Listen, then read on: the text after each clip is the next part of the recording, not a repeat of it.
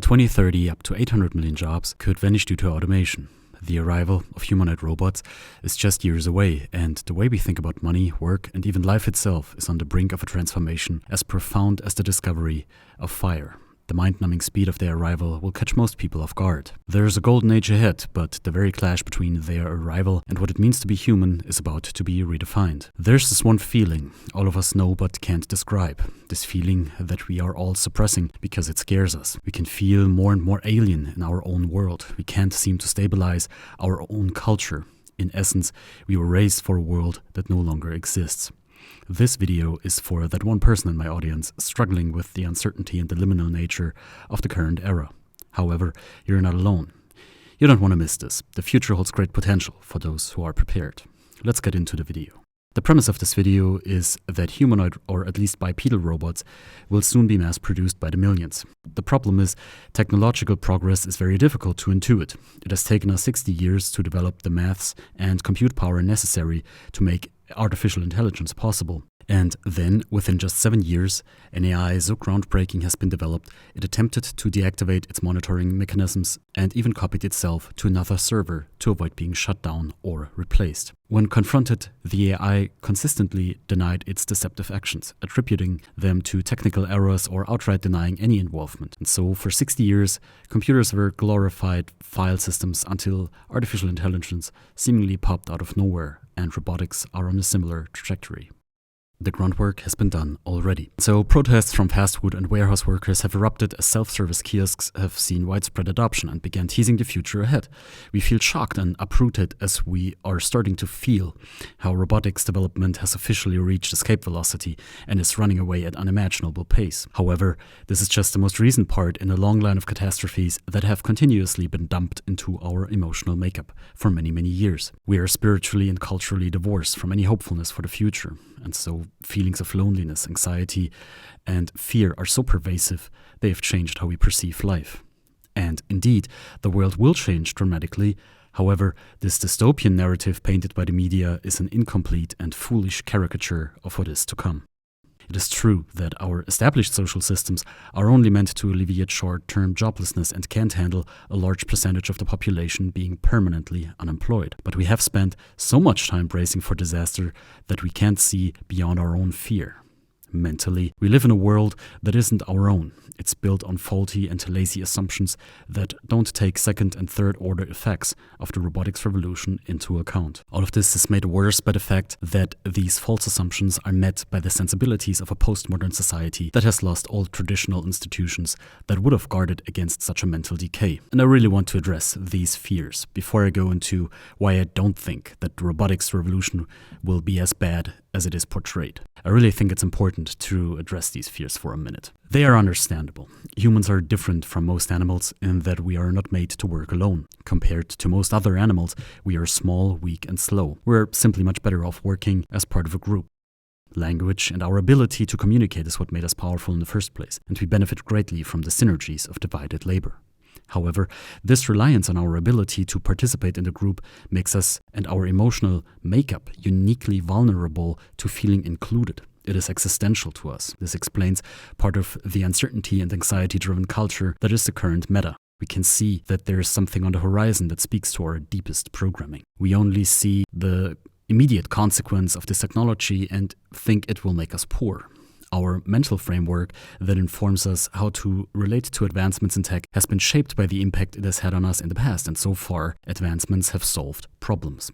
Electric refrigerators solved food preservation, and penicillin solved bacterial infections and saved hundreds of millions of lives ever since. Our problem is that culturally we relate to work the wrong way. We see it not as a problem to solve. We relate to labor as something that is taken from us. We think of first-order effects and only see ourselves replaced and therefore poor. Labor is, however, just another problem. We don't necessarily need the labor, we need the money so we can participate in the economy. Looking at the second and third order effects, it becomes clear we will become far more self-sufficient, perhaps even to the point of near total independence. This will materialize as a thing I call the second economy. 50 years ago, computers were reserved for large institutions. Ken Olsen famously said in 1977 that there is no reason anyone would want a computer in their home. Thomas J. Watson is often quoted for having said that he thinks there is a world market for maybe 5 computers. I have a hunch we will feel the same way about humanoid robotics. As I've laid out in my previous video, we are extremely bad in predicting the future. This goes doubly so for exponentially developing technologies. We cannot imagine that bipedal robots will soon be as ubiquitous as smartphones. The process, however, is always the same. Business and large institutions adapt a new technology first before it will be sold to the general public for cheap. And this has happened for every single piece of tech in history ever. Robotics will not be the first and only exception to that. I suspect we can't see this happening because robots so far haven't looked human. It is hard to anthropomorphize a disc-shaped lawnmower. In the end, bipedal personal robots will emerge in the same way the personal computer has. We will see a commercial, there will be a short-lived wow moment, and ultimately they will just be here. The personal robot will effectively democratize labor as well as productive capabilities, enabling us to build whatever we want. The problem is not that automation will make us poor. Imagine a world in which you own bipedal robots, fixing the roof after a storm, mowing the lawn and washing the dishes. Maybe the local farmer sees a storm coming and needs to harvest his entire field by the end of the day. Perhaps you will send your robot to work the fields to earn a quick buck. Anyway, with hundreds of millions, soon billions of robots working, the economy will see a meteoric rise to heights we couldn't have imagined. Goods that used to be luxuries for the uber-rich will become accessible. Abundance and boredom will be the main problem. We don't live to sit on the couch. We identify in large part with what we do for a living. Once this work is done by another entity, work can no longer provide for this. Ultimately, it is hard to predict what abundance is really going to mean, but only one thing is for sure: human labor will no longer suffice to provide us with purpose and identity. Imagine how you will feel about life itself. You wake up in the morning, all financial fears are removed.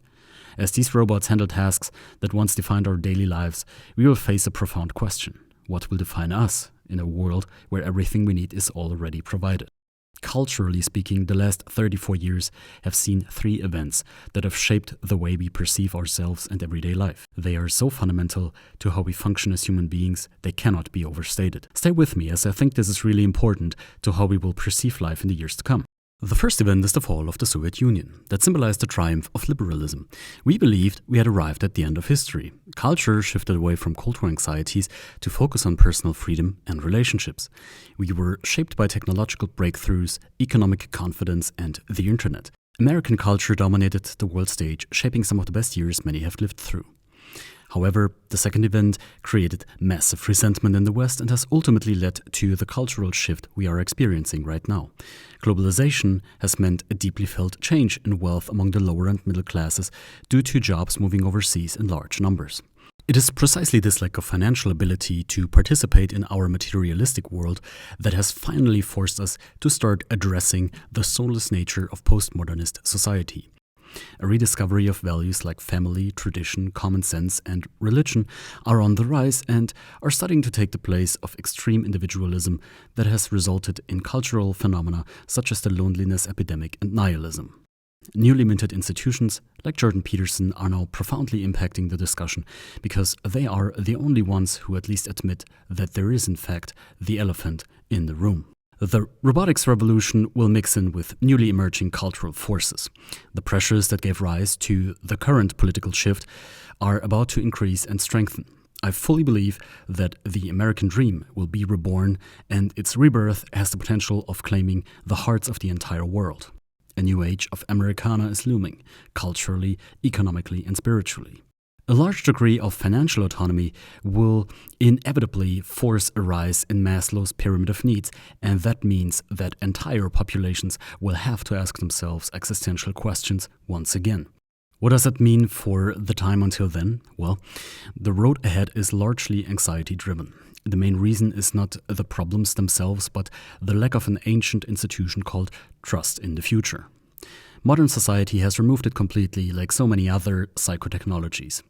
And I'm not advocating for misplaced religiosity here, but as I have said before, we are blatantly ignoring important parts of the human condition at our own peril. All our emotions are needed and have their place. Everything that makes us human is necessary and needs to be fulfilled. It simply is not up to us to decide that we don't like this or that part of who we are. For most of human history, we have known that we need to address these parts holistically to fully develop our potential. things such as unfounded trust in the future were a given, as the world used to be far more unstable. Anxiety levels at the moment, anyway, are far too high for us to function properly. And I said it before. Religion certainly has had its downsides, and I don't seek to downplay them. However, that does not necessarily go for all of its teachings, and with our complete abandonment of all supernatural for the first time in history, we may have thrown the baby out with the bathwater. But what do you think will happen? Drop your thoughts and questions in the comments below, and I'll see you in the next one.